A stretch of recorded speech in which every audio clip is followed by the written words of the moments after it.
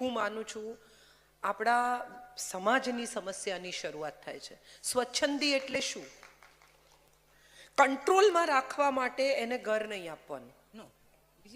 સ્વચ્છંદ તમે કોને કહો? દીકરો સ્વચ્છંદી થઈ જાય તો ચાલે, પણ દીકરી સ્વચ્છંદ થાય તો ન ચાલે. કેમ? આવો ડિઝાઇન કોને બનાવી? ના, પણ મારો ક્વેશ્ચન એ છે કે શું કામ છોકરીને તમે સપોર્ટ એવી રીતે આપો કે એ ત્યાં જાય તો એને એમ નથી કહેતી હું કે એની હિંમત સામેવાળાની કેમ થાય કે આ તારું ઘર નથી, પણ એને એને સ્ટ્રોંગ બનાવો કે ના ભાઈ તું જ્યાં જાય છે ત્યાં તું સરસ રીતે રહેજે, અને એ લોકોને બી ન પણ રહી શકે. બધા પ્રયત્નો પછી પણ જો એનો વર એને મારતો હોય, દારૂ પીતો હોય, તો એ શું કરે? પણ એ તો અપવાદ હોય ને, એ તો સોમાં ઘર આપવાની બી અપવાદમાં જ વાત છે. ના, આમ જનરલી આપણે દલીલ નહીં કરીએ બેન. હા, પણ દરેક પિતા ઘર આપે એવો કોઈ આગ્રહ નથી હોતો, પણ જો પિતાને આપવું હોય તો આનંદથી આપવા જ દેવું જોઈએ. અને હું એવું દ્રઢપણે માનું છું કે એના નામે એક ઘર હોય અને એક ચાવી લટકતી હોય તો એનો આત્મવિશ્વાસ ખૂબ વધે છે. 5 કરોડ રૂપિયા એના લગ્નમાં ખર્ચવાને બદલે એ 5 કરોડ રૂપિયા એના નામની ફિક્સ ડિપોઝિટ મૂકીને એને વ્યાજ મળતું હોય તો એને સેનેટરી નેપકિન લેવા માટે પતિ પાસે હાથ લાંબો ન કરવો પડે. એ મારી માન્યતા છે.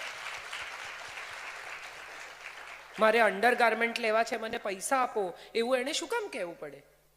એના લગ્નમાં તમે ધુમાડો કરો, ધુમાડા બંધ ગાન જમાડો, લોકોને બોલાવો, 5 મીઠાઈ ખવડાવો, 4 પ્રસંગ કરો, અને જ્યારે એને જરૂર હોય ત્યારે એની પાસે પૈસા ન હોય, એ વાત સાથે હું અંગત રીતે વ્યક્તિ તરીકે સહમત થતી નથી. બાકી તો બધાએ પોતાની રીતે જ નક્કી કરવાનું છે, પણ હું અંગત રીતે એવું માનું છું કે દીકરીનું ઇન્ડિપેન્ડન્સ એનો આત્મવિશ્વાસ છે, એનું સન્માન છે, અને સન્માન એને મળવું જ જોઈએ. એને ન મળતું હોય તો એ માટે એના માતા પિતા એને સપોર્ટ કરવો જોઈએ, પણ એને બગાડવી ન જોઈએ. રોજ એની માં ફોન કરીને એમ પૂછે તારે ઘેર શું બનાવ્યું? પાઉંભાજીમાં આપણે તો વટાણા ક્રશ કરી નાખીએ છીએ, એ લોકો નથી કરતા. હવે એ એના ઘરનો પ્રશ્ન છે. તમે પરણાવી છે, એ જ્યાં ગઈ છે ત્યાં ટિંડોળા ગોળ સમારવા કે ઊભા એ એનો પરિવાર નક્કી કરશે, તમે નહીં. આ પણ હું માનું છું કે એ જે ઘરમાં ગઈ છે એ ઘરની પ્રથા, સંસ્કૃતિ, એ પરિવારની પ્રતિષ્ઠા, એની પ્રતિષ્ઠા પણ છે જ. અને મોટા ભાગની મમ્મીઓ દીકરી જ્યારે આવીને સાસુની બુરાઈ કરે ત્યારે એન્કરેજ કરે છે. એ બધી મમ્મીઓને મારે કહેવું છે કે એણે એવું કહેવું જોઈએ કે તું મારી બુરાઈ ત્યાં કરે છે, નહીં ને તો ત્યાંની બુરાઈ અહીંયા નહીં કરવાની. ઇક્વલ કોને કહેવાય? આને ઇક્વલ કહેવાય. તમે તમારી મમ્મીની વાત જો તમારી સાસુ સાથે ન કરતા હો, મારી મમ્મી તો બહુ જ વિચિત્ર છે ભાઈ સાહેબ, તો તમારી સાસુની વાત તમારી મમ્મી સાથે નહીં કરતા. આ પ્રામાણિકતા છે, જો થઈ શકે તો કરી જોજો. આઈ થિંક મારી વાત પૂરી થાય છે. કોઈ બીજાને કંઈ પૂછવું? Thank you very much.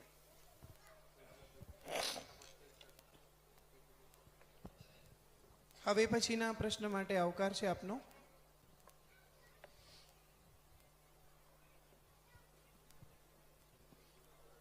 ત્યાં પેલા ભાઈને જોઈએ છે.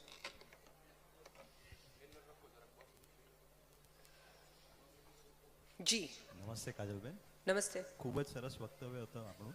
Thank you. અને આપે જે વિષય લીધો કે સંબંધ છે કે એને કેવી રીતે સારી રીતે જીવી શકાય, પણ હવે એવી બી પરિસ્થિતિ હોઈ શકે કે સંબંધમાં કંઈક બગાડ થયું હોય ફોર વોટ એવર રીઝન્સ, તો એમાં હવે એ સ્ટેજથી એને ઇમ્પ્રૂવ કરવું હોય તો આપના શું એ વિશે અભિપ્રાયો છે? તો આ જ બધી વાત છે ભાઈ. દાખલા તરીકે સંબંધમાં કોઈ પ્રશ્ન ઊભો થયો છે તો ક્ષમા કરો, પ્રેમ બતાવો, સ્વતંત્રતા આપો, તમારા તરફથી તમારી ઇન્ટિગ્રિટી બતાવો. આ જ વાત છે. આમાં આ જ ફોર્મ્યુલા બગડેલા સંબંધને સુધારવામાં પણ કામમાં આવે છે.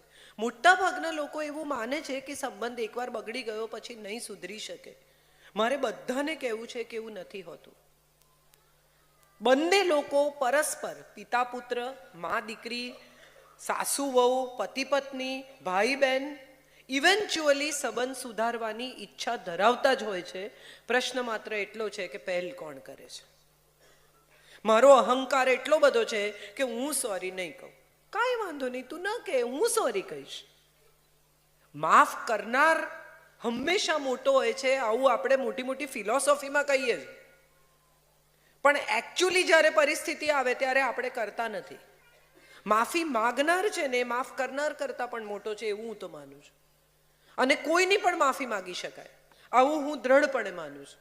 આપણાથી નાના, મારા એમ્પ્લોયી, મારા મિત્રો, મારો પરિવાર, મારા કોઈ પણ ગમે તે જગતમાં કોઈ પણ હોય, જો તમને એમ લાગ્યું કે તમારી ભૂલ થઈ છે તો દિલ ખોલીને માફી માંગી લો. અને મને વિશ્વાસ છે કે જો તમારી માફીમાં સચ્ચાઈનો રણકો હશે ને તો સામેની વ્યક્તિ તમને માફ કર્યા વગર રહી નહીં શકે. આ પણ એક સત્ય છે.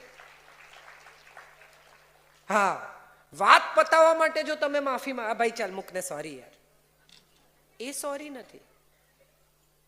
વાત નહીં પતાવતા, સાચા દિલથી, પૂરા હૃદયથી, તમારી ઇન્ટિગ્રિટીથી માફી માંગો કે ભાઈ યાર સોરી, ભૂલ થઈ ગઈ, આઈ ડિડન્ટ મીન ઇટ.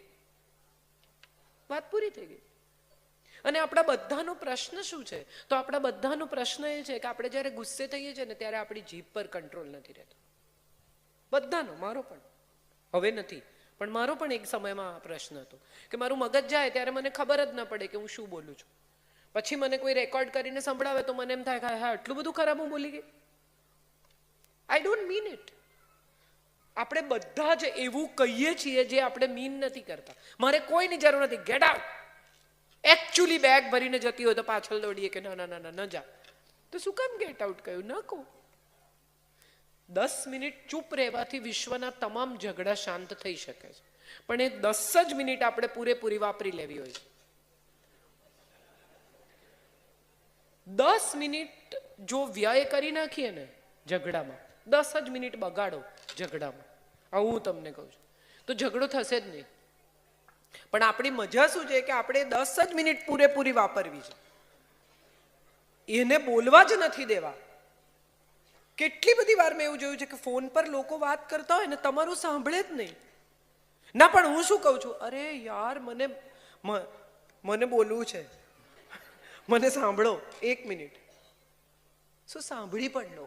જ્યારે ક્ષમા કરો ને ત્યારે એ કદાચ ગુસ્સે થાય, એ તમને કહે એ બધું જે એને આટલા વખતથી, આટલા દિવસથી કહેવું છે, તો 10 મિનિટ સાંભળી પણ લેજો.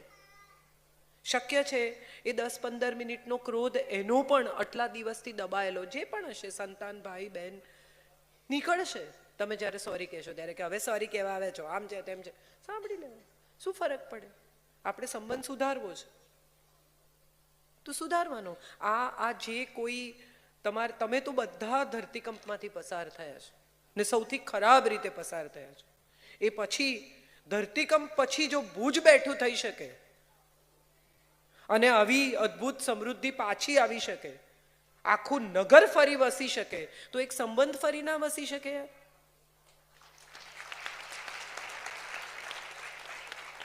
આવી કમર તોડ પરિસ્થિતિમાંથી પસાર થયા પછી જો આખું નગર બેઠું થાય તો સંબંધ તો સાવ નાની વસ્તુ છે, સુધરી જ શકે. પ્રયત્ન કરવો પડે બસ, એટલી જ મારી માન્યતા છે. એમને કઈ કહેવું છે? જી.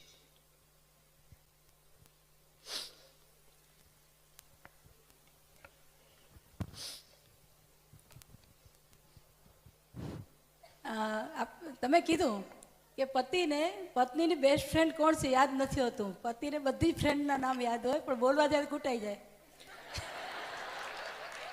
આપણે જોક મારવા છે તો અહીંયા આવો. આપણે પ્રશ્નોત્તરીની વાત છે. જી, જી, sorry, સો પ્રશ્ન શું છે એ કહો. ના બસ એ જ કહેવાનું હતું કે એટલે તમને ખાલી અટેન્શન જોઈએ છે. ભાઈ તાળીઓ એમના જોક પર. Thank you. Thank you so much. જી પ્લીઝ. આપણે ક્વેશ્ચન આન્સર સુધી સીમિત રહીશું, કમેન્ટ્સ કારણ વગરની નહીં કરીએ. મેમ મારો ક્વેશ્ચન આ છે, my Gujarati is little weak. Any language. In English. So we always say કે છોકરાઓ નાનાઓ છે, દે આર રોંગ, તો એમને પ્યારથી સમજાવો. What if your grandparents because of their thinking, because society એટલી પેટ્રિયાર્કલ છે, એના વિચાર એવા જ છે, correct? You can't change it after 75 years. એ પ્યારથી સમજે નહીં, because ego comes in the way. નાના કેવી રીતે મને સમજાવે? એન્ડ ઇફ ગુસ્સો કરીએ તો એ પણ ગલત છે. So what would be the solution there? Tolerance, According to me, that's the only option you are left with. Because they are at a point where they are partly beyond repair. They have lived their life on their terms, they have lived their things in their own way. They have managed, they have proven.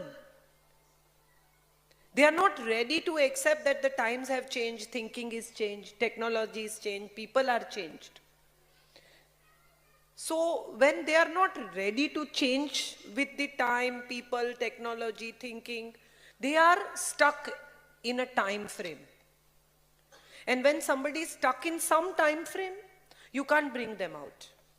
So either you go to that time frame and deal with them, and if you cannot, then tolerate them. I'm sure that's, if you love somebody so much, you can always tolerate. ન સમજે એટલે શું કરે? કઈ ઘરમાં કચરો તો નહીં ફેંકતા હોય એમ કાગળિયા.